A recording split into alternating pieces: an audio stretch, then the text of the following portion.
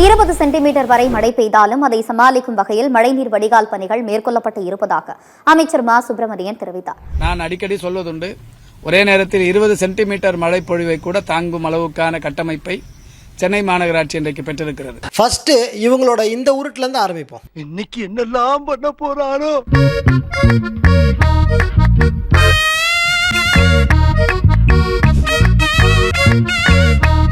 இதுவரைக்கும் பெரிதாக தண்ணி தேக்கம் இருக்கிறதா கம்ப்ளைண்ட் எதுவுமே பெரிதாக ஏற்படவில்லை.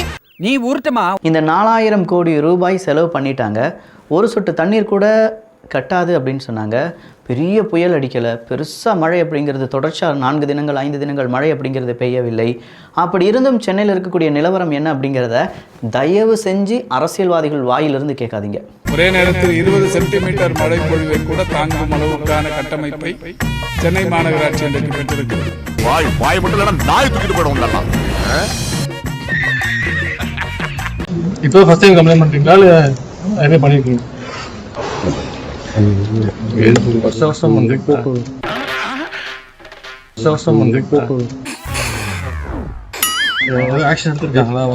அமைச்சர்கள் கூட வராங்க, போட்டோக்கு போஸ்ட் கொடுக்குறாங்க, ஏதோ 2 பேருக்கு அரிசி கொடுக்குற மாதிரி கொடுத்துட்டு போஸ்ட் கொடுத்துட்டு போயிடுறாங்க. சொல்லிக்கோ, இதுக்காக நான் வெக்கப்பட மாட்டேன், வேதனைப்பட மாட்டேன், துக்கப்பட மாட்டேன், துயரப்பட மாட்டேன்டா. வார் ரூம்ல உட்காந்துட்டு என்னமோ மக்களுக்கு வித்த காமிச்சிட்டு இருக்கிறீங்க. அதுவும் ஆனே பண்ணாத ஒரு சிஸ்டம் முன்னாடி உட்காந்துக்கிட்டு இதெல்லாம் நல்லா இருக்கா சார்? இது கூட தெரியாம நான் தலைவன் ஆயிட்டேன். நீங்க வார் ரூம்ல உட்காந்துட்டு மக்கள் என்ன கஷ்டப்படுறாங்க, மக்களோட கம்ப்ளைண்ட் ரெஜிஸ்டர் பண்றதுக்கு அங்க உட்காந்துட்டு இருக்கீங்க. எதுக்கு சார் உங்களுக்கு சுத்தி அவ்வளவு கேமரா இருக்குது? கந்தநாட்டு டிராமா தம்பி, எந்த விஷமா இருந்தாலும் தத்ரூபமா போடுவோம். அதாவது எங்கெல்லாம் தண்ணி தேங்கி இருக்கு அப்படின்னு பாக்குறதுக்கு ஒரு மீடியாக்கள் கிடையாது. அதாவது மக்கள் எவ்வளவு கஷ்டப்படுறாங்கன்றதை காமிக்கிறதுக்கு ஒரு மீடியா கிடையாது. ஜனங்க உங்க மூஞ்சில காரி துப்புறாங்கன்ற பிரஜை கூட இல்லாம நீ ஷோவை நடத்திட்டு இருக்க. சொன்னா கோவம் வருது. எங்க நிலைமையில இருந்து நீ பார்த்தா எப்படி தரும், உன் நிலைமையில இருந்து நான் பார்த்தாலே தான் உண்மை. நீ கேட்ட ஒவ்வொரு கேள்வி என்ன செருப்பால அடிச்ச மாதிரி இருக்குடா. மாதிரி இல்ல, உண்மையிலே செருப்பால தான் அடிச்சது. 4000 கோடி என்ன சார் பண்ணீங்க அப்படின்னு ஒரு மீடியாக்கள் கேட்கல. ஆனா துணை முதலமைச்சர் எப்படி வேலை செய்யறாரு பாத்தீங்களா அப்படின்றத காட்டுறதுக்கு மட்டும் அவ்வளவு மீடியாக்கள் எதுக்கு சார் இதெல்லாம்? டார்லிங், உன் வாழ்க்கையில இந்த சந்தோஷம் எத்தனை நாளைக்கு நீடிக்குது நான் பாக்குறேன்டி. எனக்கு ஃபோன் அடிச்சு தொகுதிக்கு போனியா? என்னாச்சா? வெளில மழை பெஞ்சிட்டு இருக்கு, தொகுதிக்கு போனேன். சரி சொல்லிட்டு நான் தொகுதியில் பகுதி செயலாளர் ஃபோன் அடிச்சு, எங்கேயாவது தண்ணி நிற்குதா? எங்கேயுமே தண்ணி நிற்கலைங்க, எல்லாம் போயிடுச்சு. நாங்கள் அந்த 4-5 மாதம் நிறைய வேலை பார்த்துட்டோம் என் தொகுதியில். நீங்க உழைச்ச உழைப்பு தான் தெரியுது. அந்த தொகுதியில் எப்பவுமே பெருசாக தண்ணி நிற்காது. சென்னை திருவல்லிக்கேணி ராயப்பேட்டை டாக்டர் பெசன்ட் சாலையில் இன்று காலை பெய்த மழையின் காரணமாக வெள்ளமென தேங்கி கிடக்கும் நீர்.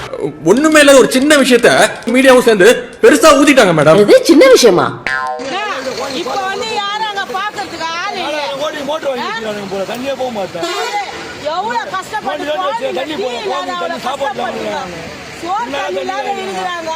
இந்த மாதிரி எப்படி சொல்லு? இந்த கிளி கிளிக்கிறாளே எந்த ஒரு காரியா இருப்பா? ஓட்டுக்கு மட்டும் வந்து கேக்குறாங்க.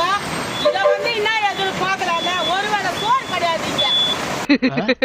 அண்ணே உடனே தானே 97% பணிகள் முடிஞ்சிருக்கு. 4000 கோடிக்கு இந்த பணிகளை மேற்கொள்ளப்பட்டு நடைபெற்று முடிந்திருக்குது வெற்றிகரமாக. 4000 கோடி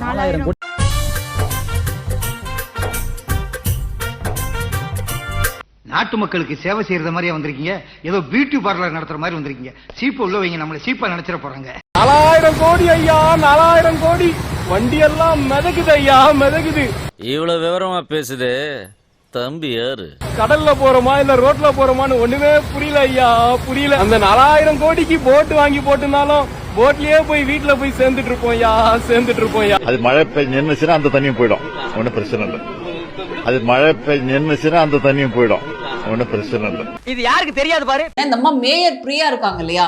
ரெயின் பெய்யுது, மழை வருது, நாங்கள் இத்தனை வேலை செய்யுது அப்படின்னு சொல்லிட்டு அந்த அம்மா பேசிக்கிட்டே இருப்பாங்க. பெரிதாக கம்ப்ளைண்ட் வராத அளவுக்கு இந்த மழைநீர் வடிகால் பணிகள் கை கொடுத்திருக்குது. பாருங்க எப்படி பொறுப்பெல்லாம் பேசுறாரு. நீங்க யூஸ் பண்ண வார்த்தை ரொம்ப சரி. இந்த அம்மா சொல்றாங்க எங்க பெருசா கம்ப்ளைண்ட் வந்த மாதிரி தெரியல அப்படின்னு வாய் கூசாம இந்த அம்மா போய் சொல்லுது. நீங்க ஃபேஸ்புக்கையோ இல்ல ட்விட்டரையோ ஓபன் பண்ணீங்கன்னா மக்களே வீடியோ எடுத்து போட்டுறாங்க, எங்க பகுதியில இப்படி இருக்கு. கண்டு விட்டாளையா, சூச்சமத்தை கண்டு விட்டாளே. நான் இப்ப நிக்கிற இடம் ரொம்ப பிரபலமான ஒரு அரசியல்வாதி இருக்கக்கூடிய ஒரு ஏரியா தான். அவர் ஏரியாலேயே இவ்வளவு தண்ணி நிக்குது. அப்போ சின்ன சின்ன இடங்கள்லாம் எப்பவுமே தண்ணி தேங்கக்கூடிய இடங்கள்ல எவ்வளவு தண்ணி நிக்கும்? இதுக்கு எதுக்கு 4000 கோடி நிதி ஒதுக்கிட்டீங்க வடிகால் படிக்காக? அந்த 4000 கோடி அந்த செலவு பண்ணிட்டேன். இந்த மழை தண்ணியால படிப்பு ரொம்ப பாதிப்படையுது. ரோட்ல அங்கங்க தண்ணி நிக்குது. அங்க இருக்கிற மக்கள்லாம் பாவம். ரோட்ல அங்க நிறைய பேர் தங்குவாங்க. இப்ப மழை வந்துச்சு, அவங்க எங்க போவாங்க? அச்சோ, முக்கால் சைஸ் முடிச்சதெல்லாம் இந்த மாதிரி பேசுதே, இனி முழுசா முடிச்சது இந்த மாதிரி பேசாது. அந்த தண்ணி எல்லாம் கொஞ்சம் ஃப்ரீயா தூளல. ஒரு நாள் ஆட்டோ போவோம், ஸ்கூல் போகும் இல்ல.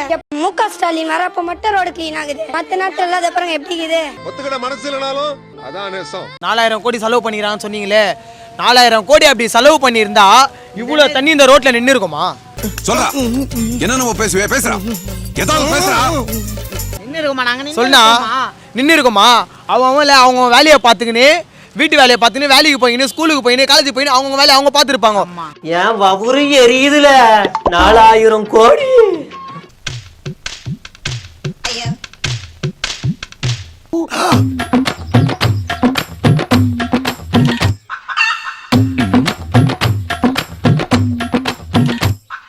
என்னடா இது?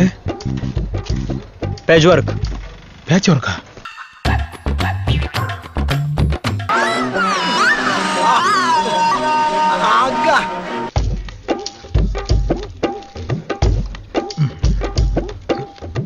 டேய், இன்னும் எவ்வளவு பேட்ச் ஒர்க் வச்சிருக்கீங்க? பூரா புக் பேட்ச் ஒர்க் ஆயியே. பூரா புக்கா? இதுதான் திராவிட மாடல் ஆட்சி. இதுதான் முத்துவேல் கருணாநிதி ஸ்டாலினுடைய ஆட்சி. கவர்மெண்ட் மனுஷனை மதிக்கிறதே இல்ல சார். எந்த அரசியல் கட்சி மனுஷனை மதிக்கிறது இல்ல சார். நம்ம பார்த்து திரும்பினா தான் சார் ஆகும். திருப்பி எல்லாம் அடிச்சோம்னா தான் யோசிச்சு கேள்வி கேட்டு படிச்சவனை உட்கார வச்சு, பண்பானவனை உட்கார வச்சு, ஜனங்களை நேசிக்கிற ஒருத்தனை தலைவரா தேர்ந்தெடுக்காத வரைக்கும் நம்ம செத்துக்கிட்டே தான் சார். இதுதான் தற்போதைக்கு உங்களிடத்தில் நான் சொல்லக்கூடிய செய்தியாகும்.